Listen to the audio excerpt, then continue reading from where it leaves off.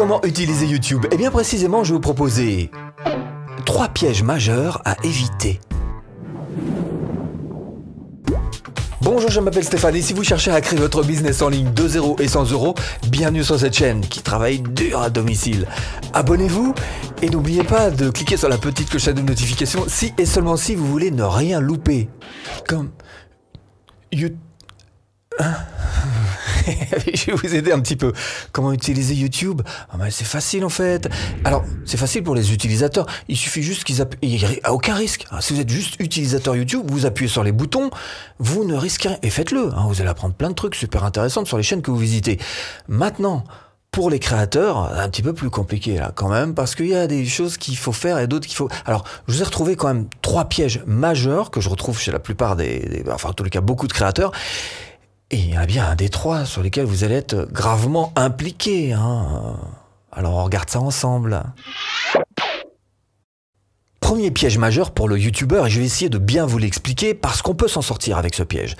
C'est l'éparpillement des idées. Pour commencer, l'éparpillement des idées, qu'est-ce que ça veut dire? Ça veut dire que à chaque fois qu'on a une idée, on peut très bien se dire, bah voilà, ça peut être sujet à vidéo, allons-y. Seulement si on fait ça, on perd notre ligne directrice, on devient un éventail d'idées qui part absolument de tous les côtés, et ça manque un petit peu de fil conducteur, quoi, en fait. Donc on peut pas se permettre de faire ça. Ce que vous pouvez faire, c'est noter vos idées sur un papier, effectivement, mais après, il va falloir quand même les regrouper, parce que à partir du moment où vous avez une idée, ça va générer une vidéo, et donc une idée, une vidéo, plus une qui part dans tous les sens, et ben ça va s'éparpiller totalement. Donc les idées qui s'éparpillent font des vidéos qui s'éparpillent, et vous allez avoir une chaîne qui part dans tous les sens.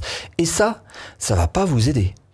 Donc ce que vous pouvez faire quand même, parce que de temps en temps on a quand même le droit d'avoir des ovnis, des objets vidéo non identifiés, et ça m'est arrivé encore l'année dernière me semble-t-il, j'ai sorti une vidéo sur Canva. Vous allez me dire quel est le rapport entre une vidéo qui parle d'infographie et ma chaîne qui parle de web marketing. Là tu nous as fait un bel éparpillement, Stéphane. Non, pas forcément, parce que ça va être à vous de trouver comment est-ce que vous allez pouvoir justement vous éparpiller intelligemment. Par exemple, cette vidéo qui est a priori un éparpillement, ne l'est pas forcément, dans le sens où si vous allez sur ma chaîne, vous cliquez par exemple tout simplement sur cet onglet playlist, vous cliquez sur playlist créée. Je vous rappelle qu'en cliquant sur playlist créée, vous allez avoir toutes les playlists, et si l'appartement est bien rangé, dans chaque pièce vous aurez exactement ce que vous cherchez, beaucoup plus facilement. Playlist créée, et là-dessus vous allez tomber sur une playlist qui s'appelle tutoriel business en ligne avec outils de marketing.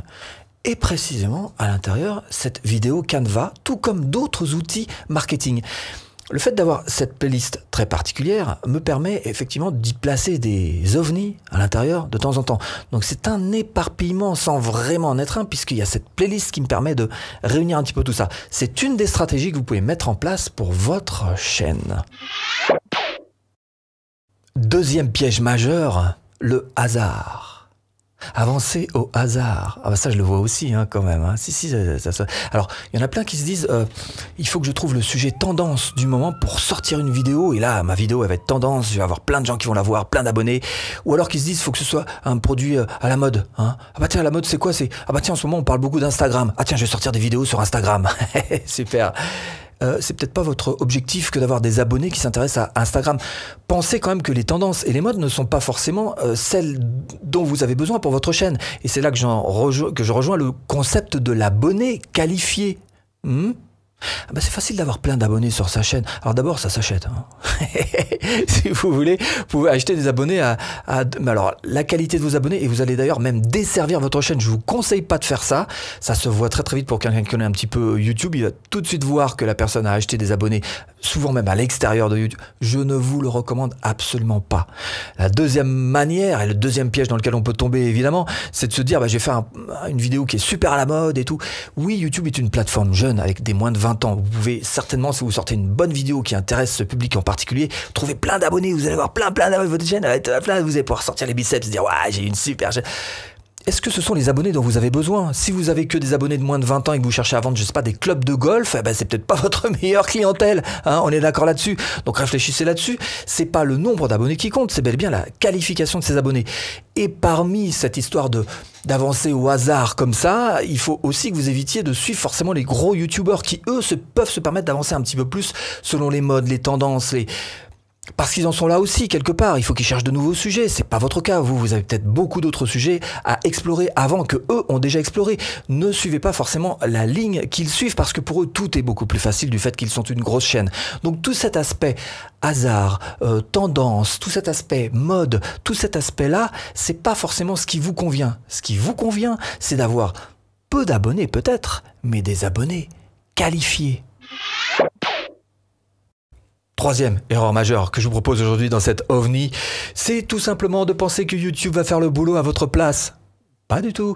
YouTube n'est pas une baguette magique et YouTube ne va pas ranger votre chambre à votre place. Au contraire, YouTube vous apporte tous les outils pour réussir. Ça veut dire qu'il va falloir que vous donniez les bons ingrédients à l'algorithme YouTube pour qu'il puisse aider vos vidéos.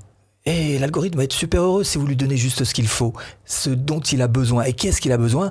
Première chose, il a besoin que vous lui donniez les bonnes métadonnées. Voilà, c'est pas un mot compliqué, mais c'est simple. C'est-à-dire savoir écrire un bon titre, savoir écrire la description, savoir pour ce qui concerne tout ce qui est tag et bien évidemment les sous-titres.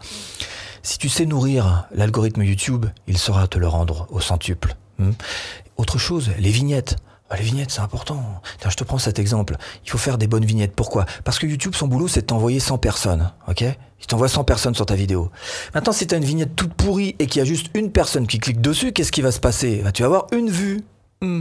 Si tu t'appliques un petit peu sur ta vignette, pour 100 personnes, peut-être que tu auras 5, voire 10 clics sur ta vignette. Tu te rends compte? Tu multiplies par 10 le nombre de personnes qui va regarder juste parce que tu as fait une bonne vignette, que tu auras décidé de faire l'effort d'apprendre comment est-ce qu'on fait une bonne vignette. Et pourtant, YouTube aura fait le même boulot. Tu auras envoyé 100 personnes. Voilà comment est-ce que tu peux multiplier par 10 tes vues, tout simplement. Alors, en plus, YouTube va dire, mais dites donc, il est pas mauvais, lui, il a quand même 10% de ce qu'on appelle click-to rate. Il a 10%. Mais je vais le faire monter. Et tu gagnes encore. Donc ça vaut le coup de travailler aussi sur les vignettes, de même que ça vaut le coup de travailler sur ces analytics. YouTube va pas te faire le boulot, ça c'est sûr. Donc il te propose tout un tas de chiffres qui vont t'aider à trouver des solutions pour ta chaîne, des solutions pour être encore meilleur. Donc c'est à toi de t'appuyer sur tous ces chiffres parce que ce sont autant de votes de la part de tes visiteurs ou de tes abonnés pour telle ou telle partie de ta vidéo, pour tel ou tel sujet de tes vidéos, pour telle ou telle chose dans tes vidéos. Il faut que tu saches décrypter tes analytics. Et bien sûr, si tu veux aller un petit peu plus loin, à savoir vivre de ta chaîne YouTube, eh bien ce que je te propose, c'est tout simplement de cliquer là. Eh ben, formation offerte. Bon, j'espère t'avoir un petit peu aiguillé dans cette botte de foin. Je te dis à bientôt en vidéo.